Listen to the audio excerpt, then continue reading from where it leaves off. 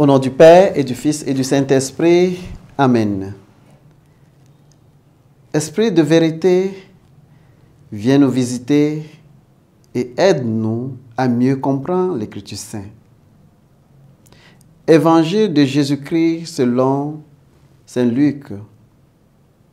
En ce temps-là, Jésus disait aux pharisiens, il y avait un homme riche, vêtu de peuple et de liens fins, qui faisait chaque jour des festins somptueux. Devant son portail agissait un pauvre nommé Lazare, qui était couvert de ulcères et aurait bien voulu se rassasier de ce qui tombait de la table du riche. Mais les chiens, eux, venaient lécher ses ulcères.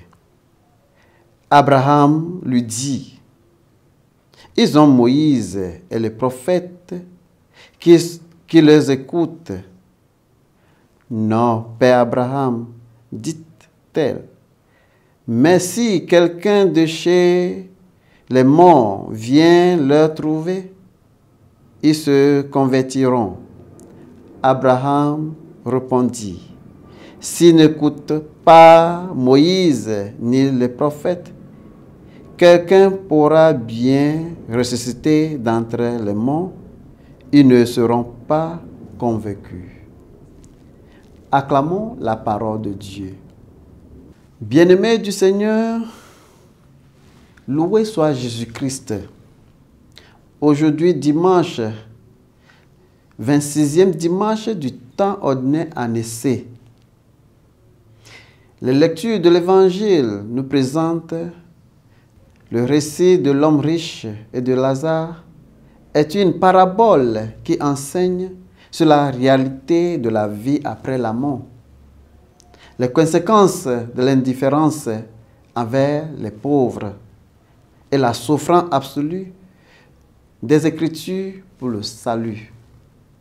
Les actions de cette vie ont des conséquences éternelles et l'un ne devrait pas se complaire dans la richesse mondaine, mais montre de la compassion vers les nécessiteux.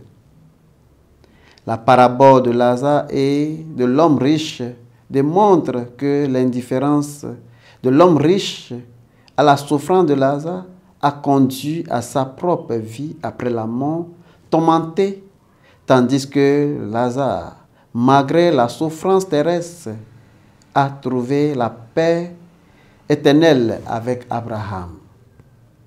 Elle sert de mise en garde contre la vérité et l'indifférence, soulignant que la miséricorde ne sera pas montrée aux imputables et que la manière choisie par Dieu pour atteindre les pécheurs à sa parole.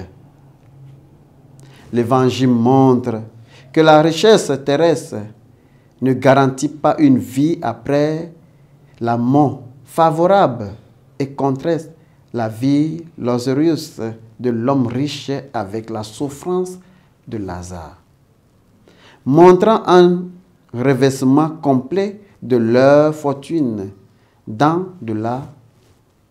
Le jugement éternel de Dieu a tout à voir avec la manière dont nous utilisons la richesse de cette vie. Si nous prêtons attention à ceux qui sont moins fortunés parmi nous, nous serons sauvés.